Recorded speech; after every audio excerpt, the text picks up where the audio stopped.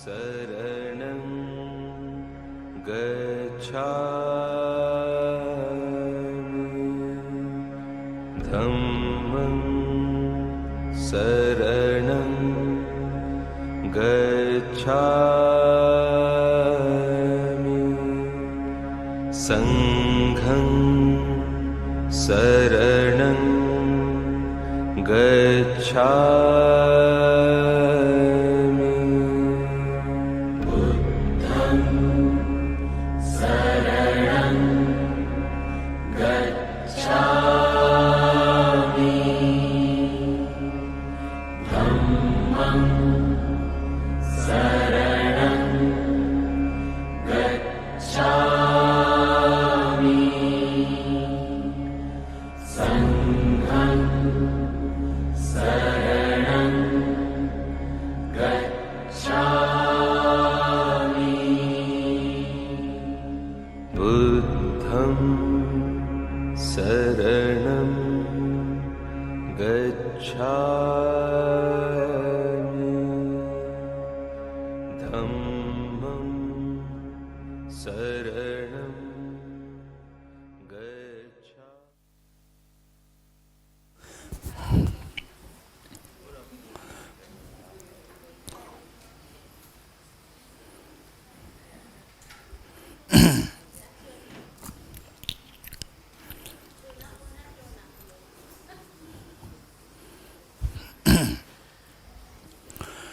I go for refuge until I'm enlightened to the Buddha, the Dharma, the Sangha.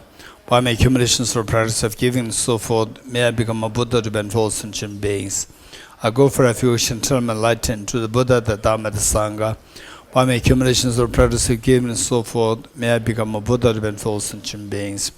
I go for refuge until I'm enlightened to the Buddha, the Dharma, the Sangha. By my accumulations or practice of giving and so forth, may I become a Buddha to benefit sentient beings. Sanje Joda Zoge Jonamlo Janjo Balo Dane Gyapso Je Dage Jinso Kebe Sonam Rola Benjir Sanje Dubara Jo Sanje Joda Zoge Jonamlo Janjo Balo Dane Gyapso Je Dage Jinso Kebe Sonam Rola Benjir Sanje Dubara Jo Sanje Joda Soge Chonam Chanju Bardo Dane Gyapso Je Dage Jinso Kebe Sonam Ge Rola Benjir Sanje Dubara Jo Om Ye Dharma Hetu Prabhavam Hetum te sham dathagato hyavatat te sham chayo nirodha evam vati mahashramanaye swaha Om ye dharma hetu prabhava Sham dathagato hyavatat te sham chayo nirodha evam vati mahashramanaye swaha Om ye dharma hetu prabhavam Hetum te sham dathagato hyavatat te sham chayo nirodha evam vati mahashramanaye swaha. All phenomena arise from causes. The causes are taught by the Tathagata. The cessation causes as well as taught by the Gracia. Deyatha Om Gate Gate Paragate Parasam Gate Bodhiswaha Tyatha Om Gate Gate Paragate Parasamgate Bodhisvatyata Om Gate Gate Paragate Parasamgate Bodhisvaha. Okay, one thing that I'd like to share with you before we do the Tsok offering is that in practical terms, say what we studied, emptiness, bodhicitta, and so forth, and practically speaking, what should we be doing? So for this, remember what we said, what Nagarjuna taught, that ceasing karma's afflictions is nirvana. Anybody who can say that? Ceasing of karma's afflictions is nirvana. Karma's afflictions arise from conceptualization of inappropriate attention, which in turn arises from the elaboration of self-grasping ignorance, and the elaboration ceases through the wisdom of emptiness. Okay, so here what we see is that there are 5 things there. One is the suffering or samsara, then immediate cause of which is quantum and karmas, and which in turn is triggered by afflictions, which in turn is triggered by inappropriate attention, and then which is then triggered by self-grasping ignorance. Okay, how to get rid of self-grasping ignorance?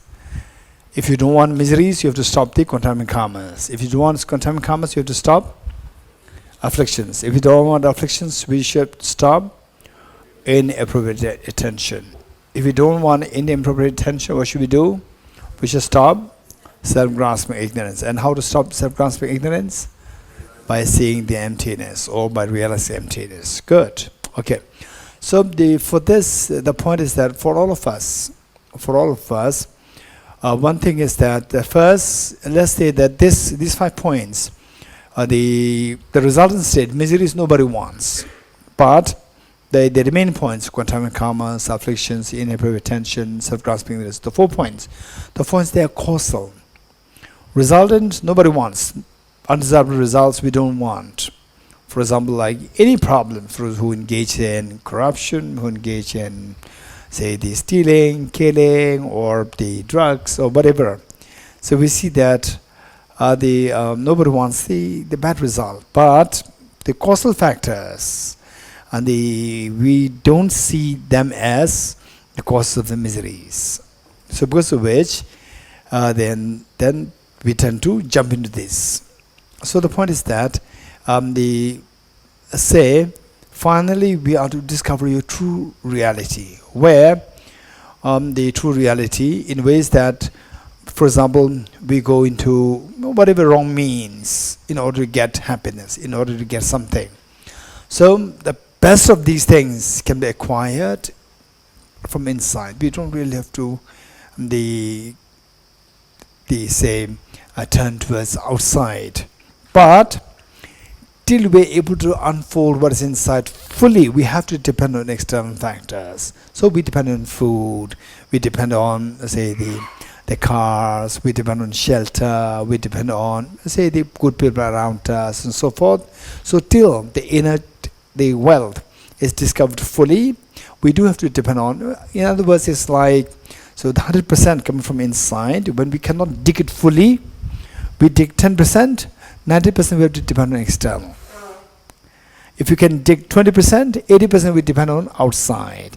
If you can dig 50% of your wealth from inside, then outside, what is it, dependency? 50%. If you can dig 80%, then outside. So these people, usually they are not in the community. Some of them, they're not really in community. They would rather go into the wilderness on their own, because their dependency on the external world is so less. Say they need a little bit of food, right? They can eat some fruits or roots. That's it. They don't really need fancy things. Dependency is so less. And then whereas some who they say the decaying or unveiling the inner treasure is like 80%, like his Holiness, like 90, 80, 100%. So there, so some people purely out of compassion and because of the karmic connection, they still stay in the community to reap the benefit. Where some people, they see that the unveiling of the treasure inside happens faster by themselves, then they go in solitude. So it depends on the situation of the individual. So the point is that finally we are the real treasures inside. What is that real treasure? Where your mind, say for example, we have to eat food. Without eating food, your body goes down and then you die. Whereas when you discover the true nature of your mind is the perfect purity, there's no death. And then say under heat, we need the cooling. Why? Because with the heat, if you go extreme, then what happens? The body suffers. Body suffers, mentally you feel unhappy. Again cold, again the body suffers, mentally you feel unhappy. Then sick, for example, you fall, there's a sickness there, again bodily injury, mentally you feel unhappy. So where the internal treasure is completely awakened, then the body is sick, but your mind is not affected. Mental consciousness is not affected, right? So physically there may not be any food, but then mentally, and then not only that, this is amazing, the power of the mind. If you can really unfold the real power of the mind, is amazing. The power of the mind is tremendous. For example, let's say that at the moment, say I lift this, right? What is making me to lift this? My mind is making me to lift this. You agree? Right? Okay. So it is where connected with the physical body, I can lift. Now, when you can unfold the true nature of your mind, then you can lift outside things also. Without any connection, you can lift them. This is amazing. So, say the fruits are grown there. With your hand gesture, you can just unplug the fruit from distance. You can just gesture and the fruit falls down. And you can also attach it back. With the gesture, you can attach it back. So this is the power of the mind. So there, for example, for Jesus Milarepa, no hunger, no thirst, whatever. He was thrown from the cliff. He was meditating, and some naughty people, shepherds, naughty people, they think he looks so slim, and then just to bully, they just lifted him up and then threw from the cliff. So just in meditation posture, he came back. So these are the powers. But they don't expect that we can, wow, this is amazing. Where is this instruction? Where can I learn this, right? So without the basics, the foundation that which we did, emptiness, bodhicitta, and so forth, these things are impossible. You're getting it? Okay. So the point is that we need to learn how to uncover the treasure inside us. The metaphor that I like to give you is like the water. How many have seen very forceful the water waves? Very ferocious water waves. Raise your hands. How many have seen that? Otherwise, the water is so serene. Water is so cool, so serene, clear, extremely clear water. But then when it starts to take the form of a wave, it can be very ferocious. How many have seen that? Raise your hands. Good. Okay, now, say to see the water extremely clear, like seeing your true nature of the mind, which is so pure. To see that, the metaphor, to see the water is so clear there, what should we do? First, this ferocious wave should start. What's the wave, the color? Ferocious waves, what's the color? Whitish. You're going to get? So that should stop. If that ferocious wave is there, you cannot see the clarity, purity of the water. Number one. This ferocious wave is the metaphor. metaphor for the contaminated karmas. You have to stop the contaminated karmas as much as possible. Only when the ferocious wave stops, then what happens? Then when the waves subside, then you see the water bubbles inside, right? So with the water bubbles, again, you will not see the clarity, purity of the water. So the water bubble, they are the metaphor for your afflictions, attachment, anger, jealousy. This must be stopped. So once the water bubble subsides, then there are the sediments there, tiny sand particles, they must stop. If they are not stopped, although overall you see the water is clear, but you don't see the purity of the water, real purity of the water. So the sediments, like the sands, tiny sand particles, they are the metaphor for the inappropriate attention. So after stopping these, then we see that there is a very subtle current of the water inside. Current of the water. Do you see? Say for example, when a fish moves, right? The water movement is there inside. Water movement is there. There's a current there. You're getting it? Even this current, they obscure you to see the perfect purity. So this current also must stop. What is this current a metaphor for?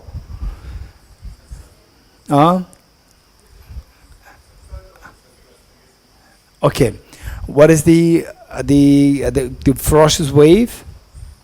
Contaminated karmas, bubbles, afflictions, tiny sand, sediments, inappropriate tension. Then the water, currents inside, right? It's very subtle, self-grasping. When that stops, then the purity manifests. The true purity of the water manifests. How many of you have seen really crystal clear water? Raise hands. Really crystal clear water. Okay. I've seen that. As far as I could remember, I saw that 2 times. One in Dharamsala, up there, Triant. Did you go there in the mountainside? Snow mountainside. There's a glacier. That was when I was just aged like 16, 17. We went for the trekking. 4 or 5 people are there, young boys are there. We went there and then seeing that the glacier, and there was just a whole day, there was water collection there on the base of the mountain. Water was so extremely clear. I was so fascinated. And in Delhi, I saw that. In Delhi, the water that we get, usually say in the building, we have about 4 stories. The first 3 stories, they get the water from the government. Government connection is there. So I don't know how the buildings, the person who did that. So we get the water from, say the borewell. And the good thing about us is that we can take the water anytime we like. The government water comes only at a certain time. And the borewell water, not dirty, right? Particularly in the monsoon season, the water that comes, sometimes it can be like tea color. Tea color, mud color. Okay. And we can't imagine that this water can be crystal clear. So one time, I went into the shower room. The bucket was filled with crystal clear water. I was so amazed. How come that we have a crystal clear water? Can you guess how this crystal clear water come? What happened was my tap, and it was, maybe there was a little damage to the tap, and the water was dripping. Tick, tick, tick, tick, tick. And it got collected for over one night. So so why the crystal clear water, how did it come? Huh? No idea. So this water tap served as a sieve. You're getting it? It stopped all the sediment and the sediments and things, because that only very tiny space, force of water so much, so only the real water get in. All the particles, they are blocked. You're getting it? Real water gets in, and the crystal clear water. So all the drinking water that we get, which we get from the shops, bottled water, they're through that, through the purification process. All this dirt was separated. So I was so impressed. So this is the true nature of your mind. Your mind is so extremely pure that manifests when you say that is the metaphor. When you have the true nature of mind manifests, it is like the clean water, very pure, crystal clear water coming. So to have this, look, what we want is that we want our true nature of the mind to manifest. At this point, I say our dependence on external factors. For example, like, okay, so people, they have the maids, helpers. Why helpers, right? I cannot do everything, right? And then emotional support, husband, wife, emotional support. So with this all, the dependency, incompleteness. I'm not complete on my own, right? So we want completeness, but then I don't feel myself complete. So I want, helpers, I want food, I want this, that, car, bigger car, 2 cars, 10 cars, like this. Otherwise, we don't feel complete. So the point is, when you truly manifest this, all the problems to solve, we look for external factors. They are all so successfully completed by manifesting this true nature. This is amazing. But for really let manifest this, the pure water, the internal current, a very subtle current should stop. Yes? Which is metaphor for self-grasping ignorance. For the current to stop, the tiny sand particles, right?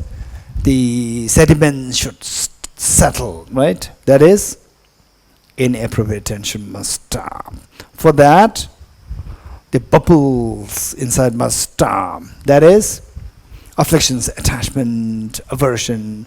It's not that you have to stop right there. Okay, now, food today, Thosamling, right? The last day, very delicious food. Oh, no attachment. I'm scared. No, just think of it, the impermanence, emptiness, and then also think of the relativity. So say you can enjoy the food, but your obsession to the object will tone down, right? By reflecting on these points, you can enjoy the food. It's not a problem. So with this, in order to stop these bubbles, first you have to stop the ferocious wave, which is contaminant karmas. You're getting it? If you don't put effort to stop the ferocious wave, no matter how much you think of emptiness and so forth, your true nature mind will never manifest. Don't expect the purity of the water to manifest if you don't stop the ferocious waves of contaminant karmas. You're getting it? So therefore, we put every attempt, every effort to try our best to minimize at least contaminant karmas. What contaminant karmas? 10 non-virtuous contaminant karmas. You're getting it?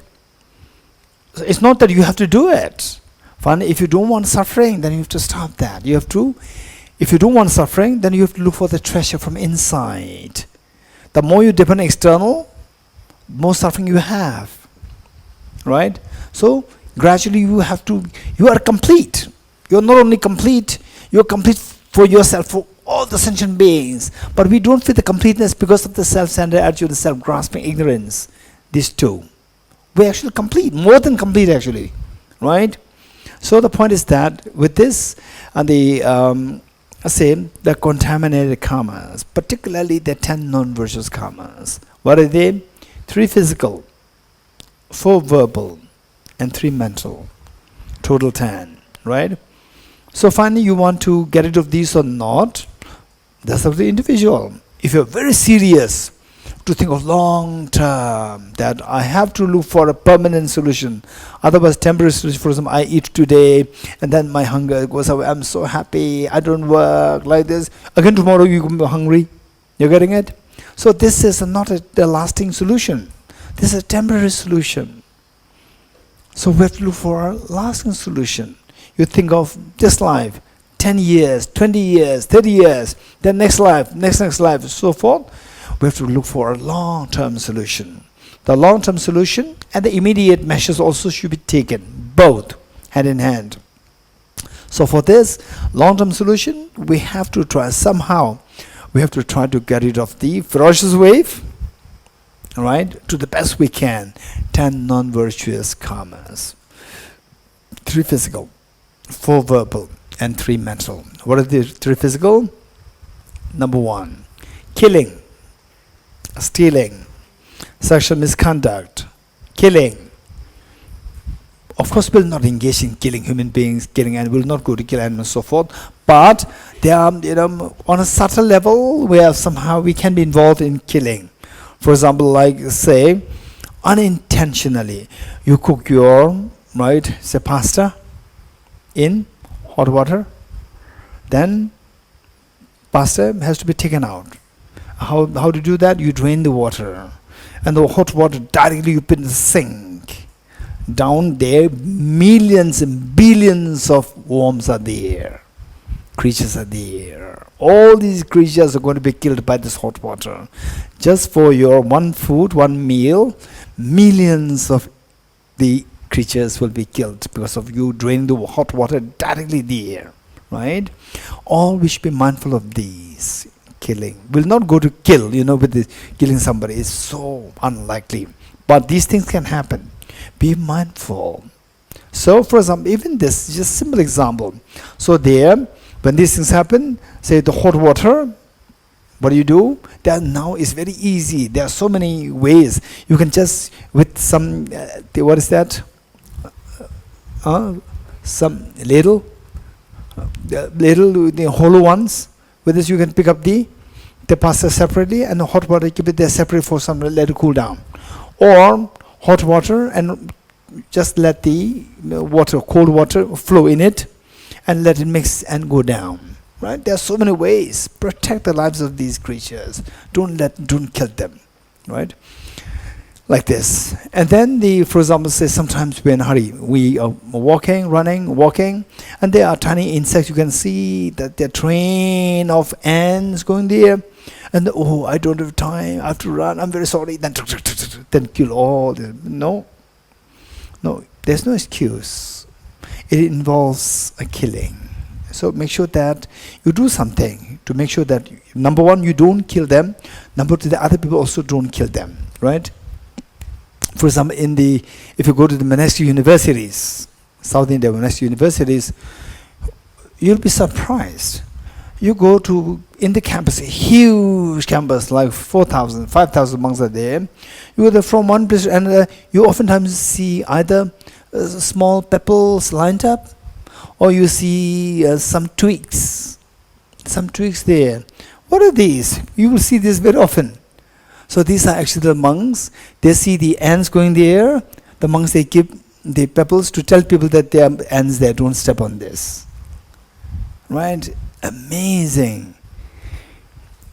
And so, for example, like one thing that I use is sometimes in your sink, some ants can be there, or some cockroaches can be there. But the ants, there are so many ants there. And then they say, okay, so to pick up these ants will take so much time, right? And I have to go. I'm in a hurry. I have to go to attend Bodhicitta teaching. Right, I'm very sorry. I have no time to pick you up, and I have to wash my hand. I'm very sorry. Then close your eyes, then tap, and kill all the ants. All the ants for what? Why you in a hurry? To attend the Bodhicitta teaching. Right? This is contradictory. You're getting it? So real Bodhicitta teaching is where, okay, I'm going for the Bodhicitta teaching. I'm going to be late. If I spend too much time, okay, I'll stay here. I'll be rather late. I would rather be late than kill these and attend the teaching. So I spend there, I say, remove the ants, put them in a safe place, Make sure that they are safe. You wash your hand and then you go. You are late by 5 minutes, 10 minutes, okay. So being there with the ants, removing them, keeping them safe, that is the real bodhicitta lesson in theory and in practice both. You're getting it? Okay. So these are the practical things that we need to keep in mind. No killing.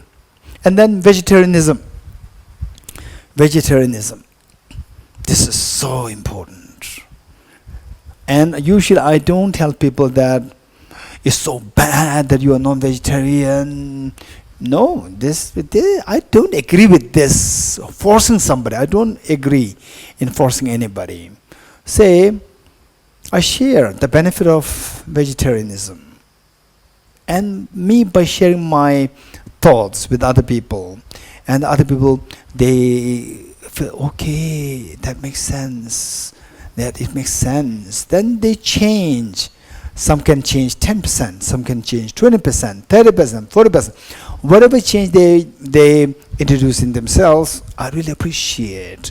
For some people, what they do is that, what they say is that, Geshe-la, after listening to you, I promise not to buy any meat. And I may go out and eat in the restaurants, non-veg food, but at home I don't cook any the non-veg. This is again another step you have taken. I really appreciate it. And some people say, I reduced the amount a lot. Earlier I used to have almost every day non-veg. Now I have only, say, once in a week. This is again another step you have taken. This is amazing. Some people say that I've stopped chicken, eating chicken. And the other things still I take, but I stopped chicken. Because of chicken, if you go there, oftentimes, if the chicken is finished, then most likely the shopkeeper will say, wait for 5 minutes. Which means they're going to kill that just for you. So therefore, chicken, whereas with the bigger animals, you go, it is finished, they will not say, wait for 5 minutes. They will say, no, finish, you can come next time. You're getting it? So chicken is more, the more likely that we can directly be involved in the killing. So some people say, I stop eating chicken, and then the smaller things like the chicken, the fish, and so forth, maybe I eat other things. There's also another step that we've taken that's amazing. And some people say that on the auspicious days, on the sacred days, I stop eating meat. That's again another step that we get. And if at all nothing really happens, some people say that, no, I cannot do it, but I really appreciate people who are, turning towards vegetarian. Even that is amazing. You appreciate it. You see that being vegetarian is not really good. Being non-vegetarian is not so good. You acknowledge that. Although you don't turn to vegetarian yourself, you appreciate somebody else being vegetarian. That's amazing. So what I'm saying is that takes steps. Okay. So otherwise, the KFC in the hotels is just terrible. It's just terrible. You can't see. In fact, there's one time, the 2009, I think about how many years now? 14 years ago, I had a severe pain on my left ribs for 3 days. I thought it was just a minor pain. And the doctor said that you have to go to a bigger hospital. So I was in Dharamsala, went to Delhi. The Apollo hospital, went there, and they said that you have to take the biopsy. Biopsy means they will inject with a big needle and then take something. For this, they gave me a local anesthesia.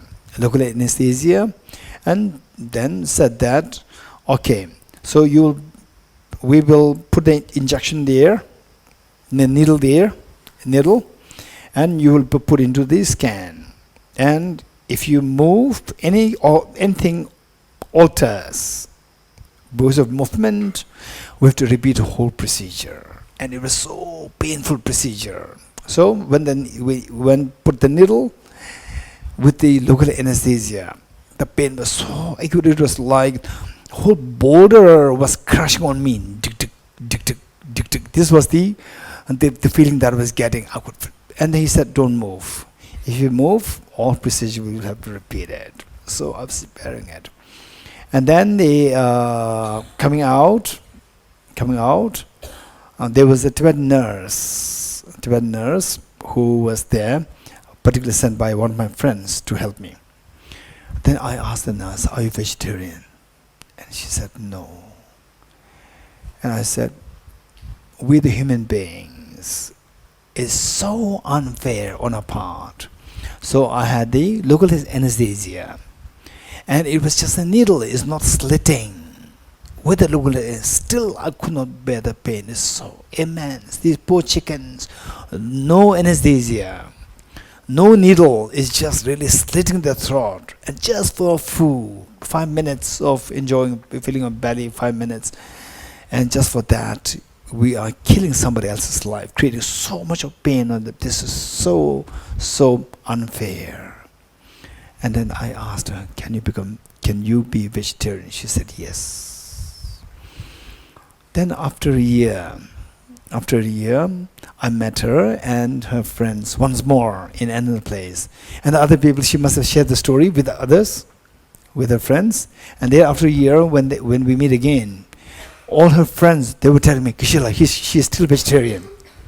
She is still vegetarian." This is amazing. So what I'm saying is that we have to take steps. No killing. No stealing. No stealing meaning like, so okay, we'll not go to steal something like this, but evading taxes. Right? So these are things that we should be really very careful. One time, I told one of the Tibetan staff that, okay, I like to give some presents to all the staff. And then you have to take charge. You buy this, you want to buy, you decide. And he said, "Kishila, what is your budget?" Then I said, "X amount." He said, "Oh, that's very good. They will get good." And then he added one sentence. He said that we don't have to pay tax. I said, "Why don't we have to pay tax?" He said, "Kishila, you don't have to show the bill to anybody. It's your private present." I said, "But the government, according to rule, do we have to pay tax or not?" He said, "Yes, we have to pay tax according to rule. But we don't have to show the bill. If it's the Tibet office, then we have to show the bill to the audit. To the government, we show the bill that we did this, and they will say, yes, you have used the money properly, right? But for you, it's a private money. You don't have to show the bill." I said that it's not about showing bill or not. Whether or not the government asks us to pay the bill, is it a rule or not? Is it a law? He said, "Yes, we have to pay." Then pay. He said, "If you pay the tax, then you have to compromise the quality of the product." I said, don't compromise quality of the product, don't compromise the tax. Pay the tax, don't compromise the quality of the product. Whatever extra money you have to pay, give the bill on me. Leave the bill on me, I'll pay. Right? What I'm saying is that, in a way, this is what I was also telling the Tibetan staff, the younger ones, that we are not to evade the tax. You're getting it? So try your best to stay away from these non-virtuous, the karmas, 10 non-virtuous karmas. No stealing, no killing, no sexual misconduct. You're getting it? No sexual misconduct. 3 physical. 4 verbal. What are the 4 verbal? No telling lies. No telling lies. And then what? Even for joke, you have to stay away from telling lies. Even for joke. No telling lies. Then no harsh words. Same, starting from home. No harsh words towards your mom. You getting it? So easiest person to whom you use harsh words is your mother usually. Right? To your father it's a little harder, but in some cases even to fathers also. Right? So stop the harsh words at home. This is so important, right? And they say the parents, if you use harsh words towards them, they will not really fight back, right? Generally speaking. And then, yet they will not complain, they will not go to sue you also, right? They will just bear the pain on their own by themselves in silence. So somebody who loves you so much and you make them painful, this is extremely painful for you to think more deeply. You see, it's very painful. So you talk nicely and instantly they will glow, their face will glow. And you see that your whole house glows with joy when the parents are so happy. You see the joy in the parents' face. You're happy. To see that you're happy, your parents are even more happy. You getting it? So this is what we have to put into practice. No harsh words, no slandering, no divisive words, no slandering. Right? So, say creating divisions. Unnecessarily you talk things where people split, you will divide. All these things must be stopped. Sometimes it can be intentionally creating to split the friendship between two people. Right? Sometimes it can be unintentional. You say something, or this person saying that a person A is telling you that you are not good and this. Right? And then the person B, what is this? And then they feel separated from person A. So these are all undesirable. So these can be the negative karma for you to experience split in the future lifetimes. We should make sure that in this life, never engaged in slandering. Okay. Idle gossip. Next, number 4, idle gossip. Okay, so usually nowadays people don't really have time for idle gossip, right? But then some people have so much time, right? So people who have time, you should be a little careful not to engage in idle gossip, right? Say, 2 people supposed to come to discuss on some philosophy, whatever, right? So 2 is fine, right? They would easily get tired of idle gossip. 3 people, 1 can rest when 2 talk, right? And then the other get tired, and you don't know that other gets tired. Then person stop, other picks up, right? And they say, get discussion from emptiness, bodhicitta. From there, then idle gossip starts, right? We should be very careful to make sure that bodhicitta discussion remains bodhicitta discussion. It doesn't end up into idle gossips. You're getting it? Okay. 3 physical, 4 verbal, 3 mental. What 3 mental? Okay, first the malice or the maliciousness. Malice, ill will. Saying, with the desire to harm somebody. The desire to harm somebody, ill will. This is so bad. This is what really, stops you from the seed of bodhicitta, going more and more remote from awakening. So ill will is so bad for you. It's extremely harmful to you. And this ill will, this anger, ill will, wanting to harm others, that will consume your immunity. Your immune system will be consumed by this ill will. It's so bad. So when you're in your 20s, 30s, you will not feel that your immunity is going down. But in your 40s, you will start to feel that. With the anger, ill will, your body immunity goes down and you could feel it right away. In 50s, you can feel it so evidently, right? And these people don't really live long. With so much of hatred and anger and ill will, these people really don't. Because the immunity goes down. Once the immunity is gone, finish. Okay, no ill will. Then, no covetousness. No covetousness meaning no obsession for things, possessions of other people. No obsessions for belongings of other people. Covetousness. This is extremely dangerous nowadays.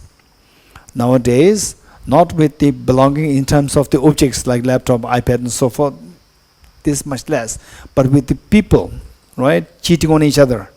This is so common nowadays. So much of jealousy, anger, corrosion of mind. These all belong to the covetousness, right?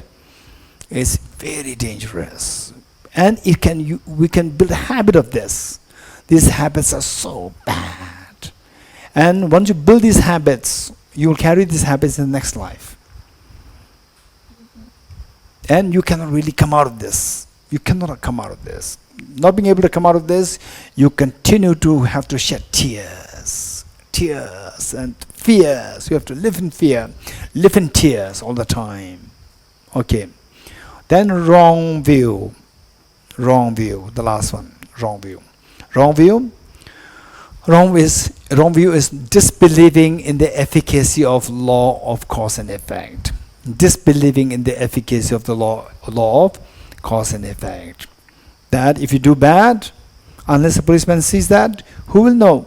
I would get a benefit. This is disbelieving. The cause and effect, you don't need a policeman. Cause and effect operates so efficaciously. It is so efficacious. You cannot evade, you cannot escape from the operation of cause and effect. So, disbelieving in the law of cause and effect is the reason why we tend to accumulate all these negative karmas. Right? Okay, 10. We have to stay away from these 10. So with this, the Dr. William asked one question. Last night he sent me a question, and this question is so good. Okay, I'll quickly, because we have to do the Tsok offering, very quick Tsok offering, don't worry. I like to quickly, they say, they paraphrase what Professor Williams said. And so we talk about emptiness. Okay, let's say that we talk about we feel attached to the house. Should we leave the house?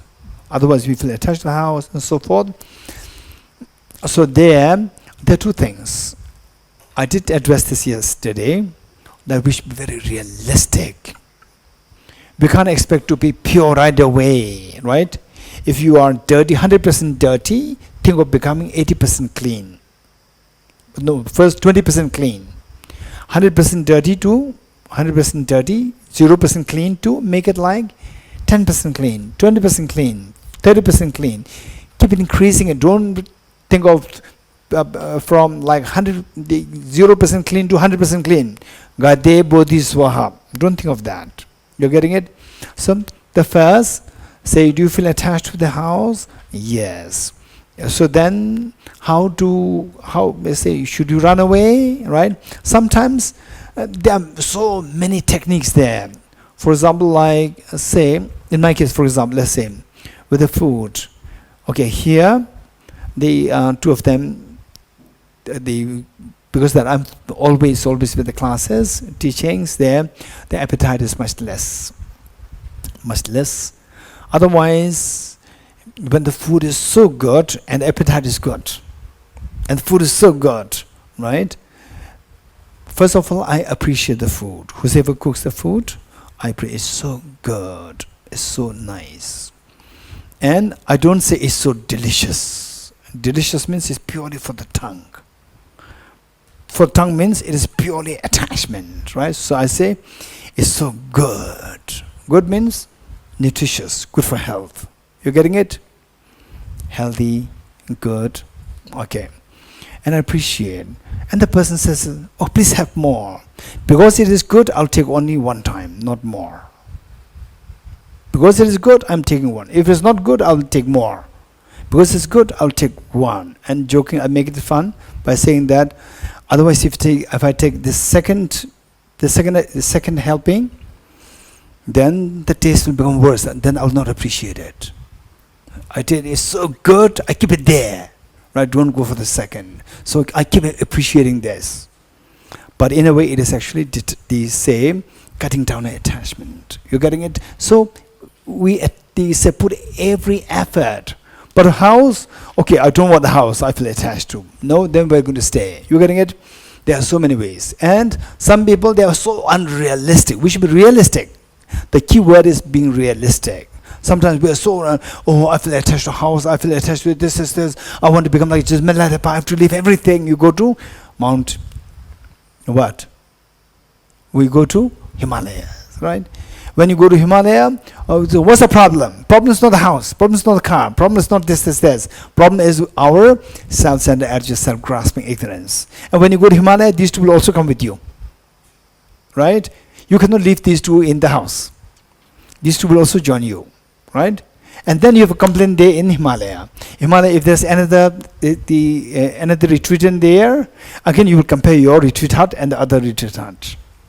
Right? Mine one is better. Oh, his one is better. I should have this. These two, as long as these two are there, you are not freed from attachment. You're getting it?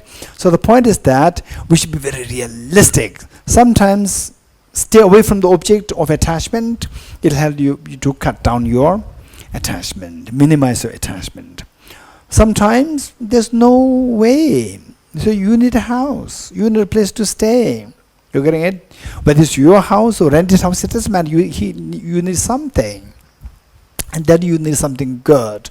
So there, it's not that you leave and then you leave everything. In a way, it can be escapism. Escape? Was it the escapism? Right? Sometimes we should be very careful. Okay. So, what Professor William is saying is that, so we talk about the emptiness of flower, emptiness of that, this and so forth. Why not we talk about the emptiness of self? Emptiness of self. Yes, this is the key. So for this, and the Buddha himself taught that Dayin dagi gwengi sheni sushi gundu gyur. Dayin lebor tubeni kebe turi tobri gyur.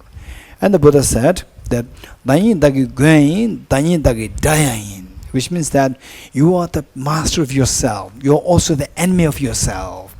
If you see yourself as objectively real, this is the enemy. If you see yourself as like a dream, this is the master. You getting it? So in this connection, the text by Acharya Chandrakriti, the text is known as Entry into the Middle Way. Entry in the Middle Way. This is what we study under Narayana Master's course. Lorela, you are not a part of NMC 1. Okay, so we studied that as a part of Narayana Master's course. Now for Narayana Master's batch 2, we are doing this. The Entry into the Middle Way by Acharya Chandrakriti. The author, Acharya Chandrakriti. It was 7th century AD Great Master. So what is said is how to demolish the mistaken view with respect to the self. How to see the emptiness of self. I'm going to read this, the verse. In Tibetan it is Nyomon Kyona Malu Jisola Tale Chon Loyo Tongyurji Dani Di Yutu Toshene Nenjo Bai Dani Gobarche. This is the Tibetan version. I'm going to read the English translation here. And Professor William, I will send this text to you, whole text. We studied for about 1 year. And this text, one verse, it is verse number meaning it is reference number 540 according to this edition. Reference number 540, and I'll send it to you. And it is on page number 78. And there's a whole commentary on this, beautiful commentary on the commentary which is recently being published, commentary by Lama Tsongkhapa. And it's quite costly, but say we Tibet House, we're trying to discuss with the publisher to see if they can give us a permission to reprint, but they did not give us the permission to reprint. So this is where it is. So it is a fat commentary. So like I think maybe 2 times this or 3 times this, 2.5 times of this is a big one. Indian rupees, I think about like little over 3,000 or 4,000, like 4,000 rupees at the hard copy. Soft copy may be around little over 2,000 or almost 3,000. Okay, so it says that all faults and afflictions come from self-grasping ignorance pertaining to the person. It says all our miseries, they arise, the miseries, afflictions, they arise from the grasping, ignorance, grasping at the objective existence of the person. That grasp at the perishable collection. What we are just actually collection of 5 aggregates. Perishable collection, which are all perishable. The body, the mind, all these, the 5 aggregates, they're all perishable collection. We just have these, and then we project objectively existent self. Seeing this with his mind, they're realizing that the self, the person is the object of this egoistic view, the object of this self-grasping ignorance. Seeing that the self is the object of this self-grasping ignorance, the yogi will engage in negating the selfhood of the person. So this is exactly what Professor William was asking, that if you solve this problem of grasping the self as objective real, then all problems will be solved. This is what he's saying, and I said yes, that's very true. It is in this text, and this will be studied in great detail. So this is done in the form of rejecting what is known as the 7 modes of objective reality. 7 modes, right? Okay. And then Iran's question, answered, not answered?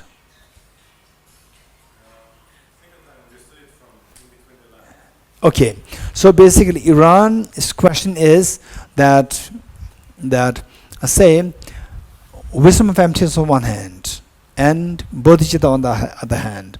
Bodhicitta reaches out to others. Wisdom emptiness dissolves everything, right? It doesn't reach out to others. It dissolves everything. And bodhicitta reaches out to other things. So these two seem to be like little contradictory. You cannot really put them together, right? So how does it work? This is an extremely good question. And so where you see emptiness to refer to as the what nihilism, idealism, then nothing is there. Bodhicitta, no, everything is there. I embrace all sentient beings. So these two are really contradictory. Whereas, what is emptiness? In a loose sense, let's say that, okay, the how many of you are in Thosamling now? How many of you are in Thosamling now? Thosamling Nunnery now. We all are in this, right? And keep in mind that even if you meditate emptiness now, right, you will suddenly be uplifted from Thosamling. You disappear. It will not happen. You're getting it? The functionality remains as it is. Even though you are meditating emptiness, you see everything dissolves into emptiness, but Thosamling will not dissolve, right? The world will not dissolve. Your miseries will not dissolve. Happiness will not dissolve. The world will continue to operate. You getting it? So, what happens? The world remains, your perception changes. You getting it? World remains means where you are more kind, happiness comes to you. Right? Where you are harmful, miseries comes to you. These will continue to remain. It's not that with emptiness meditation, everything dissolves and then nothing is there. This is nihilism. With emptiness, things will not change. With your perception changes. Your perception changes. Perception, seeing things objective real, is changed to seeing things as subjective real. Everything is intact, but then how you see them as objective real is changed to subjective real. Subjective, everything is operating.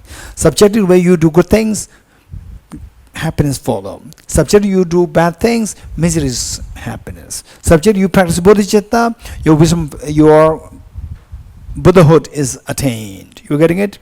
So it's just the perception changes, the object doesn't change. This we have to keep in mind. Okay. Another point, I don't know whether it'll make sense to all of us, but for some of you, particularly those who did NMC 1, NMC 2, then NDS 1, 2, 3, 4, it makes some sense too, and even others also, those who did some courses everywhere else, as well as about emptiness, it makes sense to you. So how does it work? Let's say that, okay, this girl, right, she meditates on emptiness, right, and we're all watching, Iran is watching. Oh, this girl is meditating emptiness, right? And she's going from gate, what is that? Wisdom emptiness becoming more and more profound. Gate, then what? Paragate level, you see emptiness directly, right? So her mind is ultimate analysis, subjective analysis, the convention analysis. This girl's mind. Ultimate analysis. And our mind, watching her mind, is ultimate analysis, convention analysis. Convention analysis. So all the convention analysis, they're watching this girl's mind. Which mind? Ultimate analysis. Now, with respect to her, whose mind is in the form of ultimate analysis, right? Everything dissolves. Miseries dissolve. Sorrow transcended. Sorrow dissolves. Right? All conventional realities dissolve with respect to her. For her, everything is dissolved. She just experiences the vast expanse of the ultimate reality, right? Just deep with ultimate reality. And Iran and all of us, we are watching her, right? So what do you see? You see that her self-grasping ignorance is going away. Then, after self-grasping ignorance, inappropriate attention goes away. Because the foundation of the building of inappropriate attention, affliction, contaminant karmas, foundation is the ground, is the self-grasping ignorance. So she's in deep in the meditation. She's not aware, right? She's into emptiness. And Iran and everybody's seeing the, wow, now her self-grasping ignorance is going away, right? Iceberg of self-grasping ignorance is dissolving now. Now on top of what is stacked there, inappropriate attention, afflictions, contaminant karmas, miseries, they're all dissolving now. You can see, right? Oh, now all the afflictive obscuration is gone. Now even the cognitive obscuration also gone. Now her mind becomes so pure. This is what he's saying. You're getting it? So now for her, there's no fear. All the fear is dissolved, right? Who's saying this? Is she seeing it or you are seeing it? You are saying this. You, with the conventional analysis, are seeing this. So conventionally speaking, then her mind expands because no obscuration. Her mind expands to all the infinite phenomena, right? The phenomena, every cell, every atom of the universe, to every minute sentient beings. Her mind expands. You are seeing this. Your conventional mind, the analysis, is seeing this. And her ultimate analysis is deep into emptiness. You're getting it? So these two, there is no contradiction. Right? When you talk about emptiness, or then how compassion. When you enter deep into emptiness, say till you become Buddha, when you deep into emptiness, compassion is not active. Deep in emptiness. The moment you come out of the emptiness, compassion becomes even more active than before. Because obscurations are gone. What stops the compassion to flow? These are going away. Your compassion increases even more after emptiness. Good. Okay, maybe the last question here. Mike.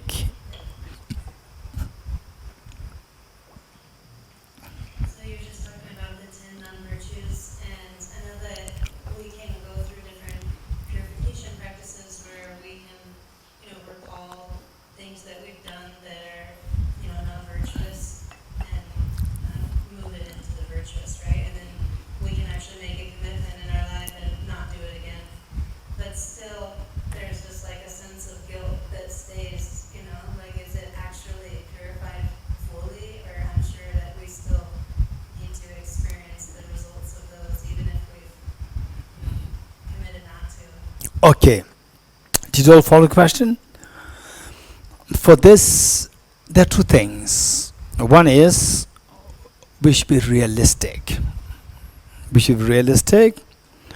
So even though in this life we did a lot, but how we do, we come, we need facilities. We are not like Jesus Milarepa.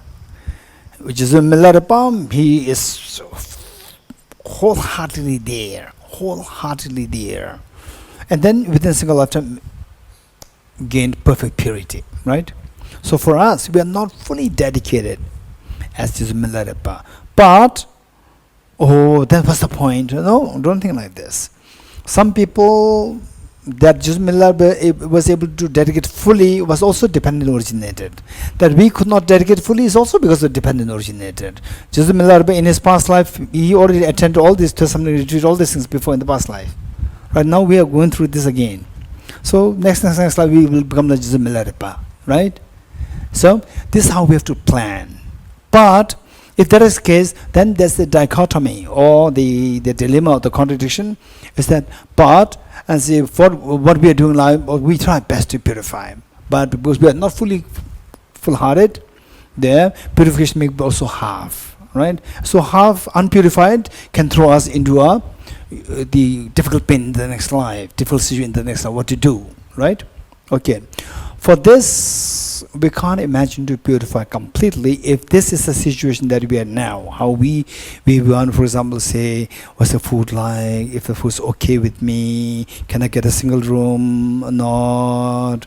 Is there attached bathroom? Not. Right? Can I use the mobile? Not. Right? Okay. Then how many sessions? 4 sessions? 4 sessions.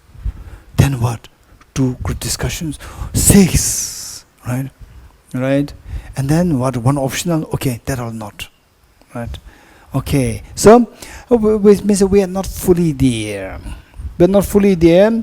So the purification should not happen fully. But it doesn't mean that there's no hope now. What's the point of doing all these things if the purification doesn't happen? So the one thing is that from your side, do the best. Don't expect perfection. You getting it? Don't expect perfection. Do the best within the given situation. Otherwise, if you're a lazy person, right? Mom, can I have a cup of tea? If this is who you are, right? And then even the laundry done by your mom, by your dad, you are not just sitting there eating. If this were, and suddenly comes to the Thosamling, at least you have to do karma yoga. That's amazing. Even that's amazing. You're getting it? So just rejoice in the improvement that you are having. And then, but of course, I can rejoice in my improvement. But then still the negativities are there. In the next life, what can happen, we don't know. So there is another thing with this. It says that if your sense of refuge means seek help. Right? Please help me that this negativity that I have, not purified completely, will not throw me into bad situations next life. So please protect me, Buddha, Dhamma, and Sangha. If your refuge is very strong, it will guarantee you that next life you don't have to suffer like these. You're getting it? So all these tips are there. The thing is that whatever questions, dilemmas you have to bring this up. These must be brought up, and some people may not have the answer. Don't worry. You have to go to the next person. That person may not have answer. Go to the third. Finally, you have to get the answers. And the Buddha taught, very compassionate Buddha, he taught that all questions have answers. Don't worry. You getting it? This is very important. Good. Okay. Now we will do a very quick Tsok offering. For this, what we do is that. So basically, we need to remember what is Tsok offering. Tsok offering is the accumulation of merit. Accumulation merit, accumulation wisdom. So if the car has enough accumulation of fuel, then the car can run more, run longer, right? So we are accumulating merit for us to run into this journey of enlightenment longer and with a greater stamina. Okay, for that we require the energy. Mental energy. This is known as Tsok. And how do we do that? We offer the best of things that you can think of to all the Buddhas and Bodhisattvas wholeheartedly, and then you accumulate so much merit. With this merit, even to meet with the teachings of the Buddha is so difficult. You require a lot of merit. And listening to some of these stories is very encouraging. For example, listening to the story of Taruna, very inspiring, right? How she came into this retreat, Tibet House programs. I was so curious. How did it happen? She said she Google searched, just accidentally Google search, and she saw one name, Dr. Nivedita, right? And then there was a program, 2-day program. She was nowhere, not at all connected to anybody who connected to Buddhism. Nothing. And suddenly she was just Google searching, right? And she just, Dr. Nivedita, a lady's name. And that lady conducting 2-day program. And on the program, she said, I came out. Right? And then, so she listened to it. And then the problem was subsided. And she Google searched, right? Then she came to discover Tibet House. She wrote to Tibet House, and the course came out. She joined. And then later on came to know, then she started to see the bigger picture, came to know about Thosamling, came to Thosamling. Look, this is amazing connection. How it happened? It's not that somebody, hey, Taruna, don't worry, you have to go to Tibet House. Okay, go to His Holiness the Dalai Lama. No one said it. There's nobody. For many of us, it's like this, connected through somebody. But there's no somebody in her, right? So somebody, her own karma, right, connected her. This is amazing. Out of billions of the possibilities of what can come on the screen, suddenly Dr. Nivedita came out. That's an amazing story. Okay, so even to meet with Dharma requires a lot of merit. So merit can be so important. So with this, this Tsok offering can be done in many ways.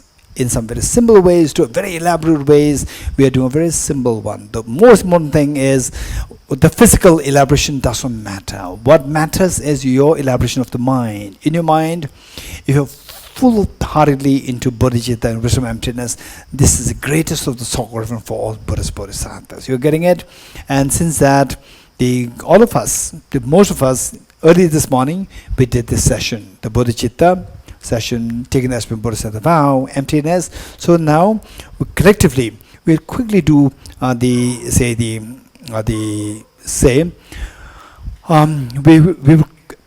will quickly, first I think we will say this together from page 4. And then we will take the aspiration bodhisattva vow in a very quick way. Then meanwhile you'll recite some mantras, and then I will do the blessings of the tsoks or the offerings. Then after this, we'll quickly offer this. Once done, then the tsok will be distributed to everybody, right? And that becomes a blessing. It's not just ordinary edibles. This becomes blessings. You can take with you to your family. You can distribute them to your family, right? And then what is this? This is Buddhist, the prasad. Don't say Buddhist prasad. This is a prasad of compassion, right? Prasad of compassion. And prasad of, it's a universal compassion. Universal meaning wisdom. Because the universal can happen only you have the wisdom. Without the wisdom, you cannot have a universal compassion. It's prasad of wisdom. Prasad of universal compassion. Prasad meaning blessing. Blessing of the universal compassion. And you share with your family members, and people are not happy to take it, you eat extra. It's fine. Yeah. Okay. So let's turn to page 3. So in a way, what we're doing here is that thanking all the Buddhist bodhisattvas for blessing us that we are able to complete this retreat without any problem for us. You're getting it? And and then number 2, let us also pray that just as we're able to enjoy what I think Rishi said last time, just be able to enjoy this. We're able to enjoy this beautiful place, amazing, everywhere greenery. You know how when Sambhala so well planned, thought about it, beautiful, it's amazing, and the efforts of 2 of them, and the other nuns here, the staff here, and this is amazing. So when you enjoy this, just offer this to all the Buddhist bodhisattvas. And offer this to all the other sentient beings. May everybody else also get the opportunity to enjoy this beautiful the environment, beautiful food, beautiful people, beautiful environment. So let's pray for that. That will be amazing dedication. Okay, so with this, and imagine all the Buddhist bodhisattvas there with us, your 2 parents, your children, and all the family members, and all dear Mother sentient beings are with us. The kitchen staff, the cooks, the staffs in the office, and the 2 dogs who are taking care of us here, right? And all the tiny insects, everyone, let us include them with us. And this by great compassion, you taught the immaculate Dharma to dispel all perverted views. To you, the Buddha Gautama, I pay homage. And this by great compassion, you taught the immaculate Dharma to dispel all perverted views. To you, the Buddha Gautama, I pay homage. And this by great compassion, you taught the immaculate Dharma to dispel all perverted views. To you, the Buddha Gautama, I pay homage.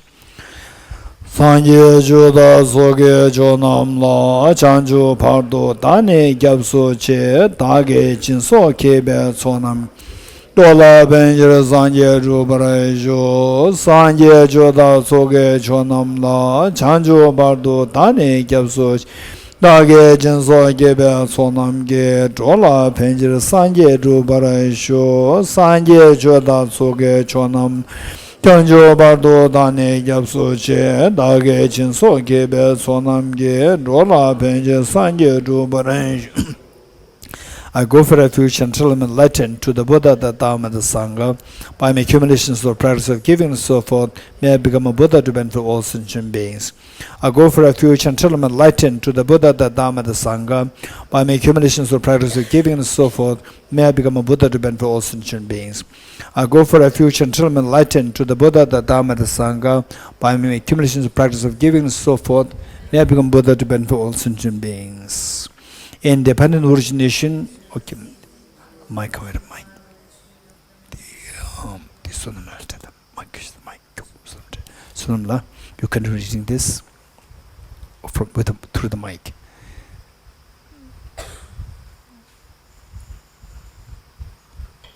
Independent origination, yeah. Independent origination, there is no ceasing Okay. or arising, no annihilation, no permanence, no coming, no going, no separateness, no sameness. Where is this? I prostrate to the consummate Buddha, the supreme owner of all creatures, the one who taught us peace, which is freed of all aberrations. I prostrate to the mothers, the hearers, the bodhisattvas, and the Buddhas, and whose true knowledge of all complete peace, which through the knowledge of the power causes those helping vibrators to achieve the aims of the world, and the possession of which helps them to resist counter-oriented teachings. The one who is transformed into the enlightened kind, motivated by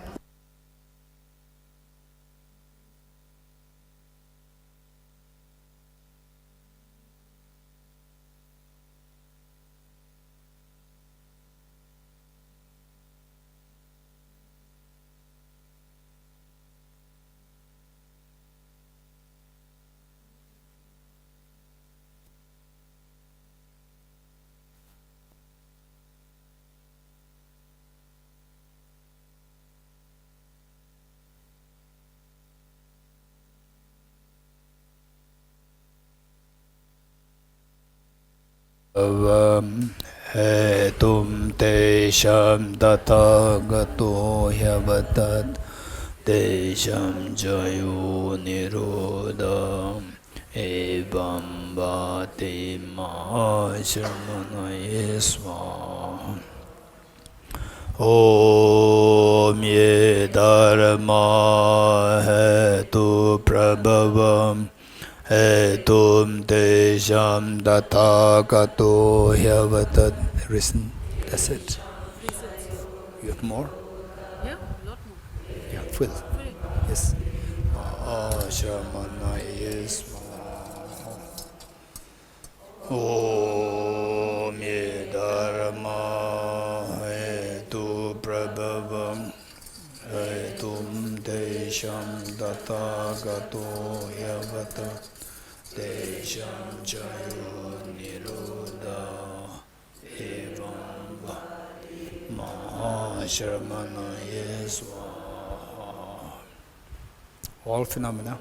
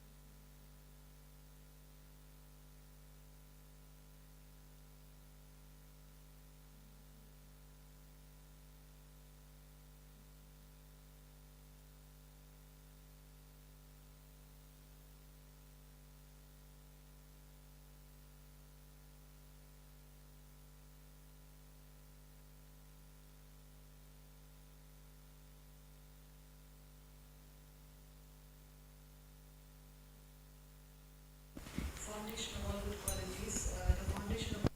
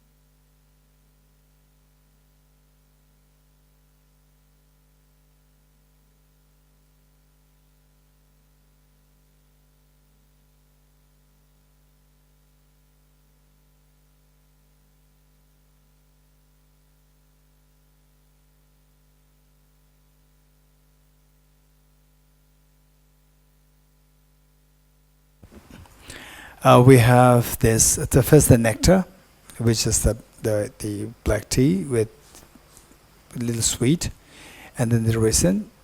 So both of them, you take it and you feel the taste and imagine it's the bliss. We talked about the union of bliss and emptiness. The bliss, and with this bliss you try to see the emptiness nature of the bliss.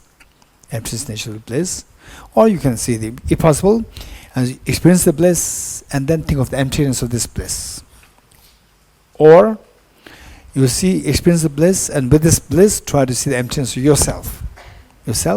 This union of bliss and emptiness. You getting it? So this will make eventually leave an imprint in the mind to eventually attain enlightenment very quickly. Okay, so the Venerable, the Tenzin will distribute this, just a spoon, half spoon of the nectar. You drink it.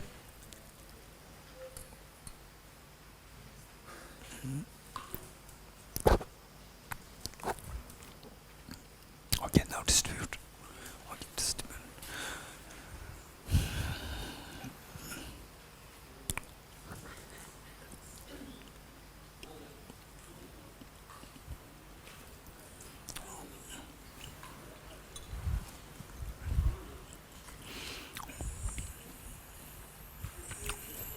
Okay, now what we do is that some younger ones help.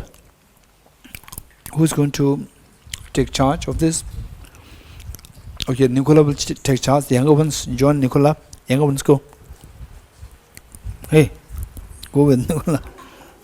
And the boys go help to distribute the Tsok. It's already offered to all the bodhisattvas.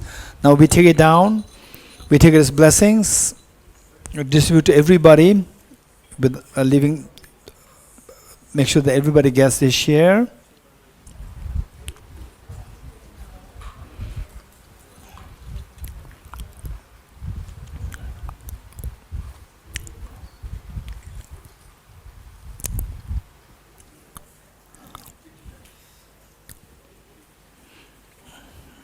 Deborah, you'll get your share. Deborah, Jane and Leora will make sure that you get your share.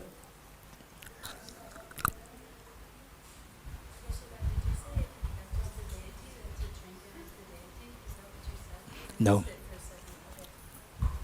Deity not now. The bliss.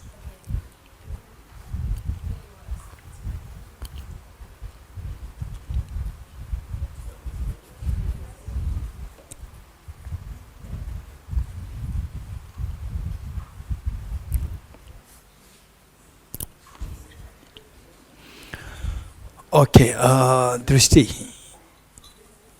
Leftover talk. Okay, just wait. Next, what you so you take something, you eat something, and from what is left from there, then you share something to the local spirits. So Drishti will come to pick up the leftover that you have, that you like to share with. Some people, they think that you have to take a bite and the remaining, whichever you bit, you share. Not necessary. Be kind. Give some nice, right, to the local spirits.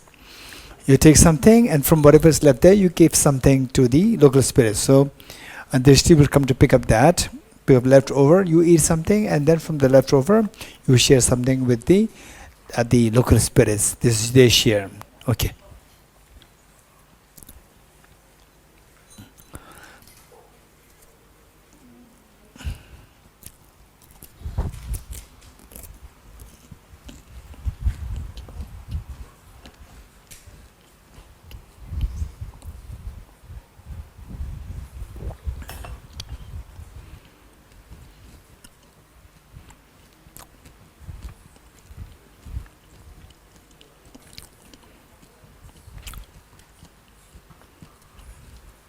Okay, now, so normally you continue reading.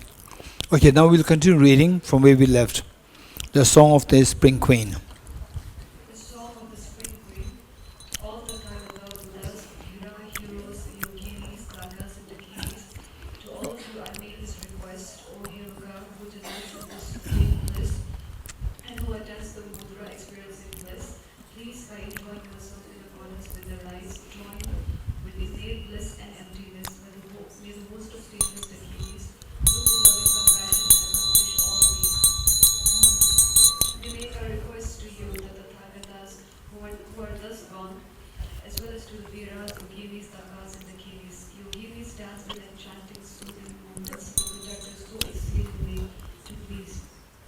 multitudes of decades come before us and bless us. Bestow upon us the innate great bliss. La la la la ho ai ara le ho. You the multi Look upon us with love. Bestow all the powerful attainments. We make our request to you, the Tathagatas, who are the Swan as well as to the Viras, Yoginis, Thakas, and the great bliss that is possessed of the liberating qualities, the great bliss without which freedom cannot be gained in one life. though one endures many asceticisms. Bliss abides within the center of the Supreme Lotus. La la la la ho ai ara le ho.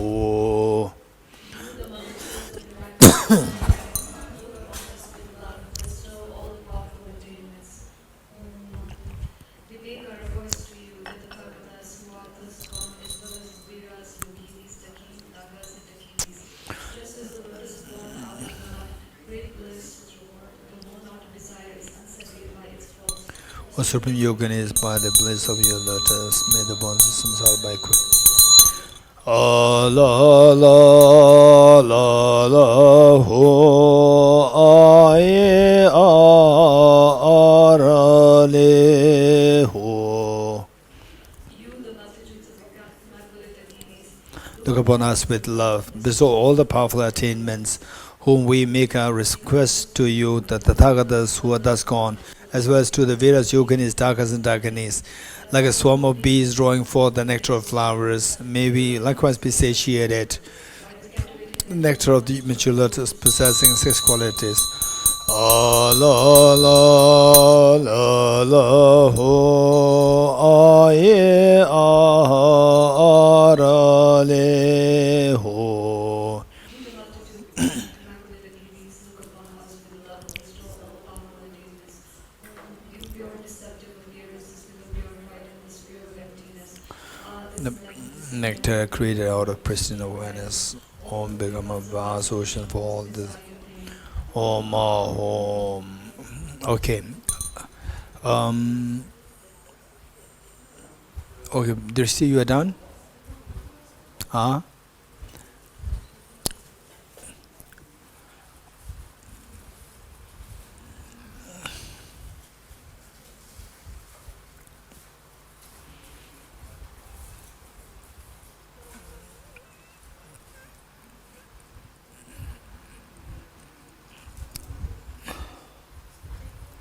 Okay, did you all give your the share from the leftover to for the spirits? You have already given, not given? Given, good. And the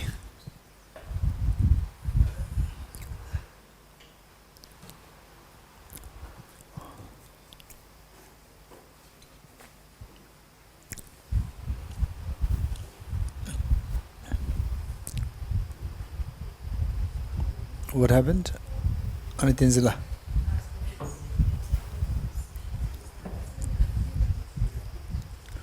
Anitinzila. Where's the nectar and the reason?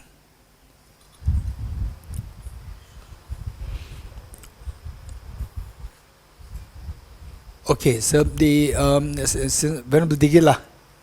Venerable Digila, so in fact she's the one who is picking up, collecting the offering drishti. So those who are just raise your hands. Those who are yet to offer your leftover, raise hands. Who you just give whatever you have left, something to Venerable Digila. Venerable Digila, some of them are yet to, because that is full now.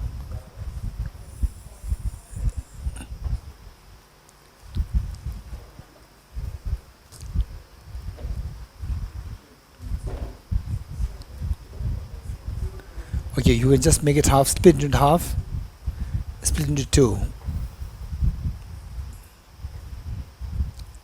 Okay, Drishti, now good enough. So there's few who are yet to give. Given, not given. Huh? You've given? Okay, then bring this here. Your last share for the spirits given? Or you don't want to give?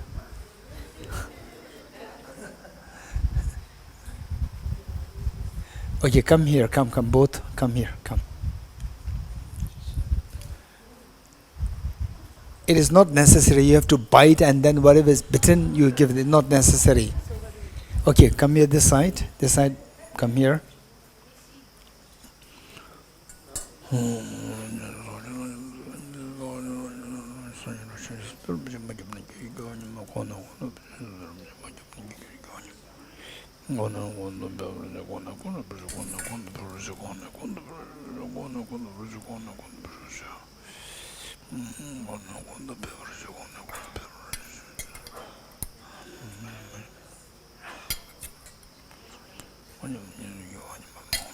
Maybe incense and light tea light candle on this.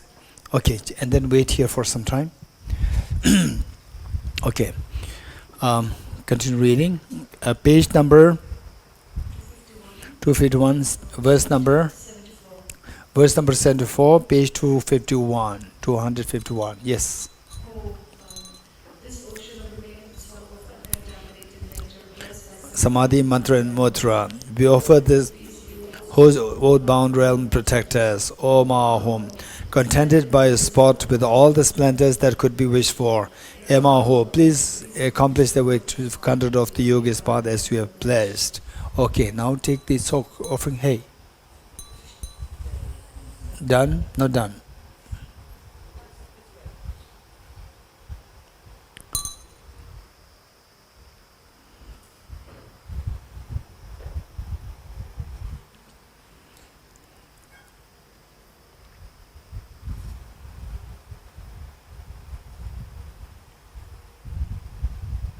Okay, now you take.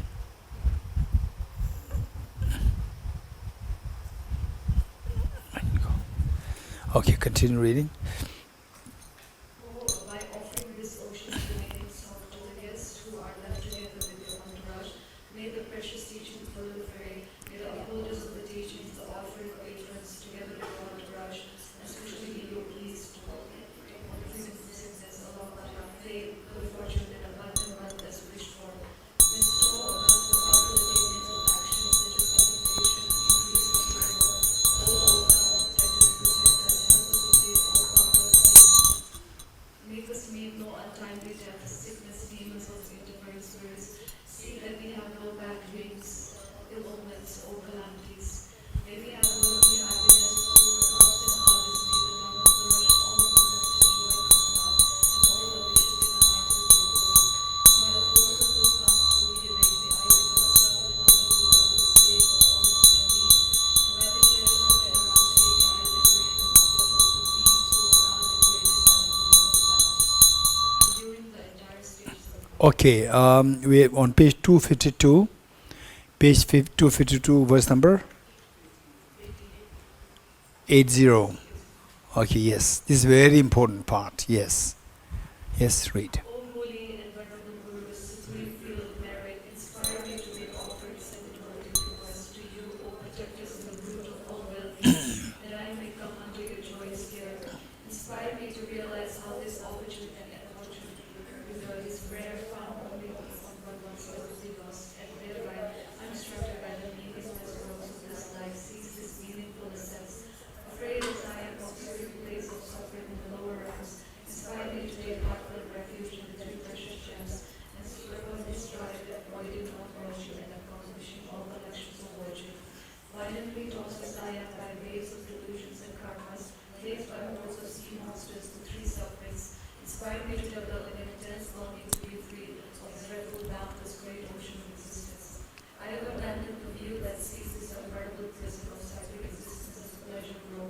Inspire me to trade in the three trainings and store of the islands of treasures, and thereby uphold the banner of liberation. I have considered how all these tormented beings are my mothers, who have kindly cared for me again and again. Inspire me to develop unfailing compassion, like that of a loving mother for her precious child. As no one desires even the slightest suffering, nor even has enough happiness, there is no difference between myself and others. Therefore, inspire me to rejoice when others This chronic disease of cherishing myself is the cause of unwanted suffering. Perceiving this, may I be inspired to blame, begrudge, and destroy this monstrous demon of self-cherishing. Cherishing my others and seeking to secure them in bliss is the gateway to infinite virtues. Seeing this, may I be inspired to hold them dearer than my life, even should they arise as my enemies. In brief, infantile beings labor their own gain alone, while the Buddhas work solely for others. Understanding the distinction between their respective faults and virtues, may I be inspired to be able to exchange myself for others. Cherishing myself is the glory to all downwards. That is the foundation of everything. Inspire me to make the work of my practice the yoga of exchanging myself for others. Therefore, O Venerable Compassionate Guru, bless perfect observations and sufferings of other my creators here right now upon me right now, and that I may give thus my happiness and virtues these immortal to all sentient beings of happiness. Though the world, all beings therein are full of evil evils, and undesired suffering shower upon me like rain, inspire me to see them as a means to exhaust the results of negative karma, and to take its miserable conditions as a path. In short, no matter what appearances may arise, be they good or bad, inspire me to take them to a path enhancing the two bodhicittas. Through the practice of the five forces, the essence of the entire Lama, and thus enjoy only a mind of happiness. Inspire me to immediately conjoin with meditation, whatever I would encounter, as skillful means of having the four obligations and to make them opportunity very worthwhile by practicing the advice and governance of mind training, so that I may rescue all beings from the vast ocean of samsara. Inspire me to master through bodhicitta, true love, compassion, and clear intention, when joined with the technique of mounting, taking, and giving upon the breath. Inspire me to equally strengthen the practice of the three moralities of the Mahayana, and to bind my mind straight with the pure bodhisattva vow, the single path journey by victorious ones of the three times. Inspire me to transform my body, wealth, and virtue of the three times into the objects desired by each sentient being, and through the advice of enhancing detached giving, complete the perfection of generosity. Inspire me to complete the perfection of moral conduct, wherein each sentient beings accumulating virtuous qualities and not transgressing the bounds of further moksha, bodhisattva, and prana vows, even at the cost of my life. Should all nine types of beings of the three realms become angry at me, abuse, upbraid, threaten, or even kill me, inspire me to complete the perfection of patience and undisturbed worldly development in response to their harm. Even if I must remain in the fires of Avijji, sentient beings, inspire me to complete the perfection of choice, effort, and to your compassion to strive for supreme enlightenment. By avoiding the faults of dullness, agitation, and distraction, with one-pointed concentration set on the mode of existence of all phenomena, emptiness of true existence, inspire me to complete the perfection of concentration. Through the wisdom of discriminating suchness, conjoined with the induced tranquility and great bliss, inspire me to complete the perfection of wisdom through the space-like yoga absorbed of the ultimate truth. Inspire me to break the illusion and concentration by realizing how all outer inner phenomena have true existence, yet still appear like illusions, dreams, or illusions still vague. Samsara and nirvana have not an atom of true existence, while dependent arising by cause and effect is non-deceptive. Inspire me to realize the importance of Nagarjuna has taught, that these two are not contradictory but complementary. Then through the kindness of my helpsman, Vajradhara, inspire me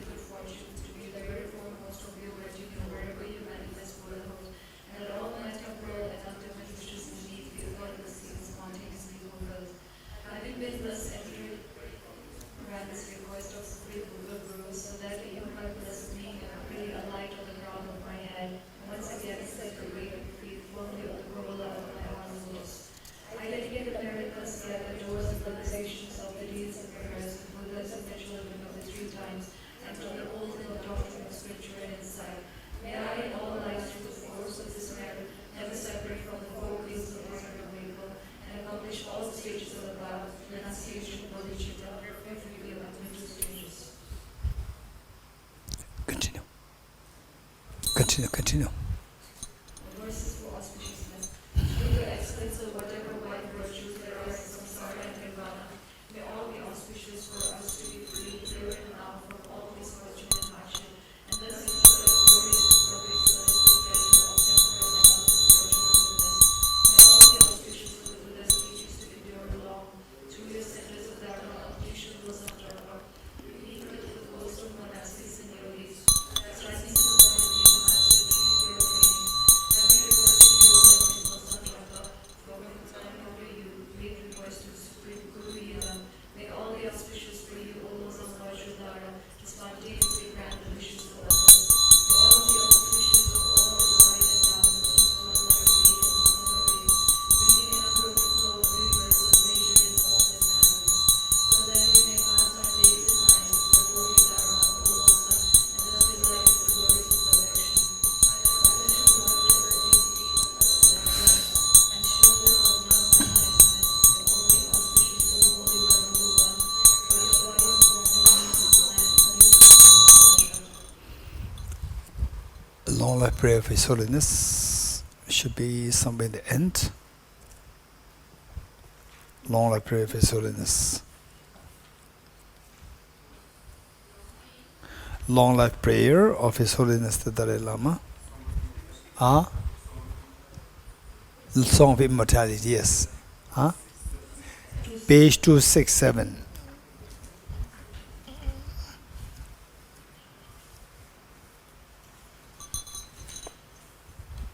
Song of Immortality, prayer for the long life of His Holiness the Dalai Lama. Om Swasti, to the assembly of most kind angels, both present and past, the miraculous dance of the body, spiritual light of innumerable Buddhas,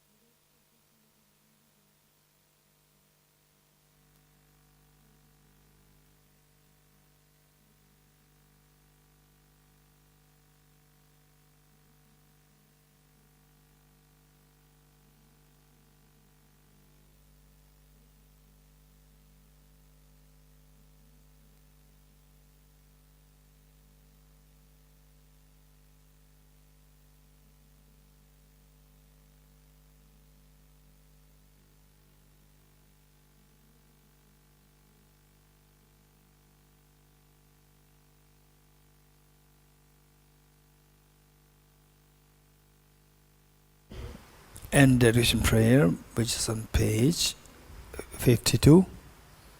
No, the longer one.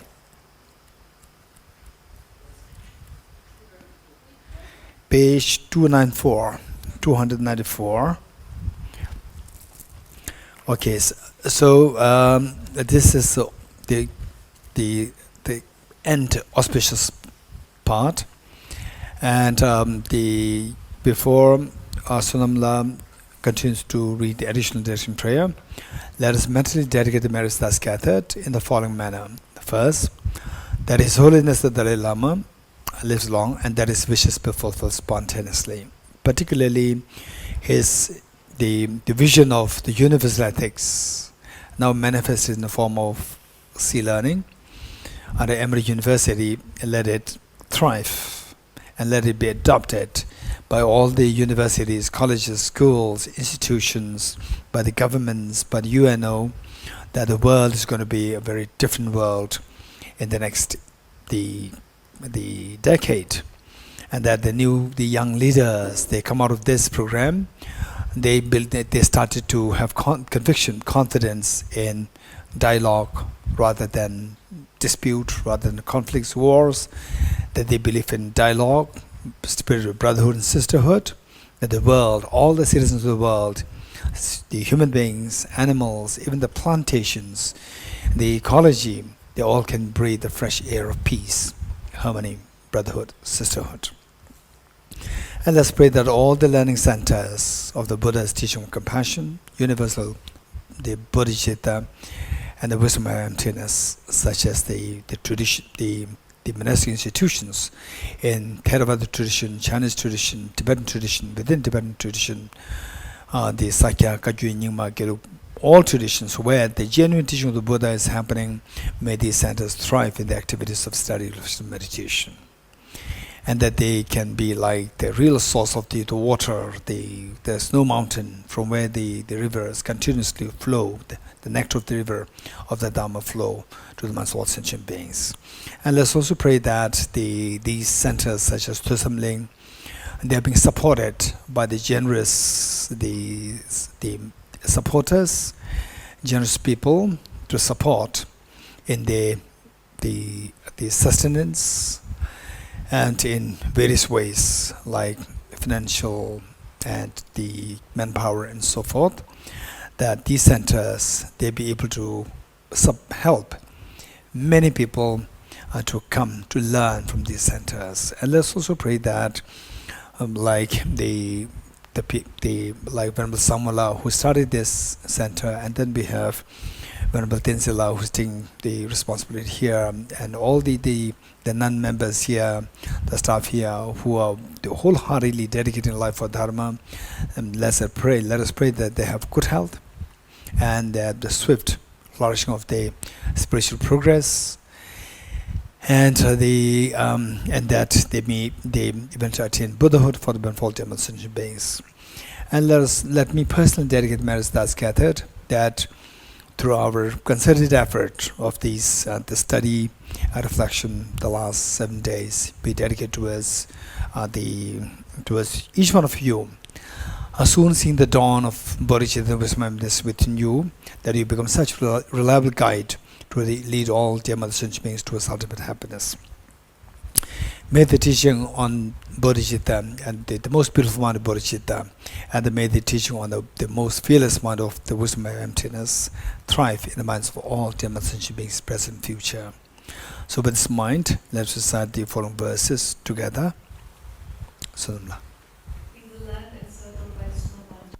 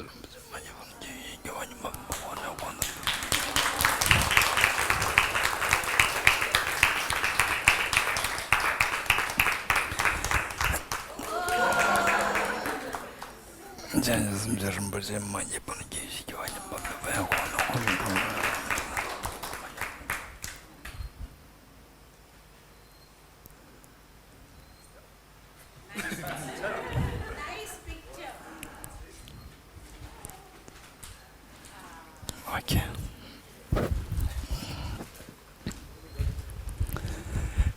Okay. What I'll say is that all your offerings that you have given here, I request Venerable Samala and Venerable Tenzala, take them, and in letters there on the envelope or the letters inside, you give them the letters. All the offerings will go to Thosamling for the 2 statues. Yeah. Yeah. Thank you so much. Thank you. Yeah. Okay. Take care and be happy, and spread the happiness through compassion and the wisdom of interdependency. Okay. Take care. Bye-bye. Yeah. All right. Yeah.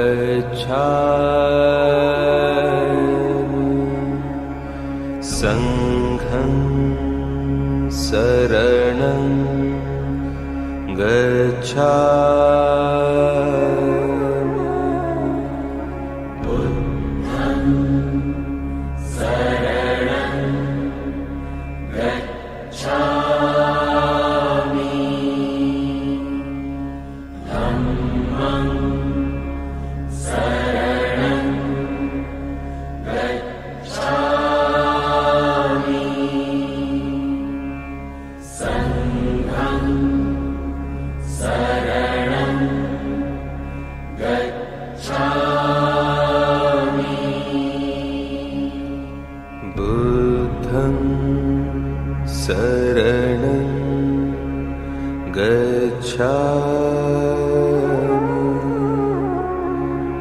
dhammam saranam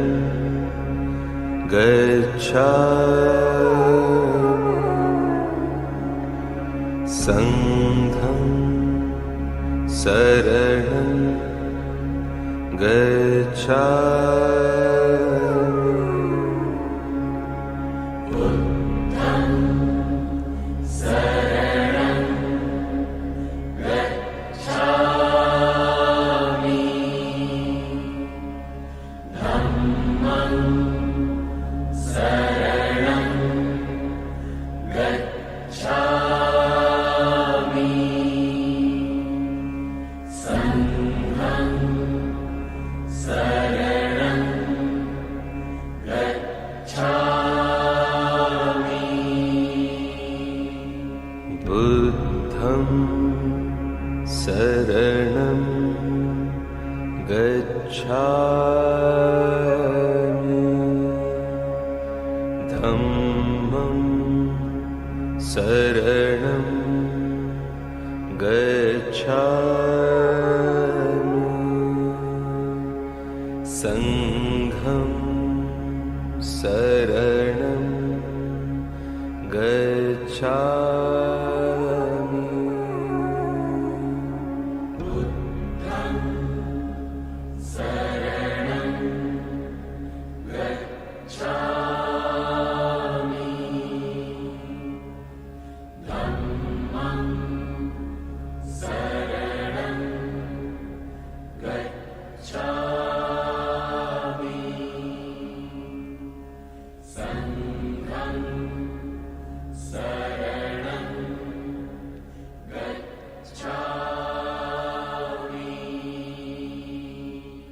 buddham saranam gacchami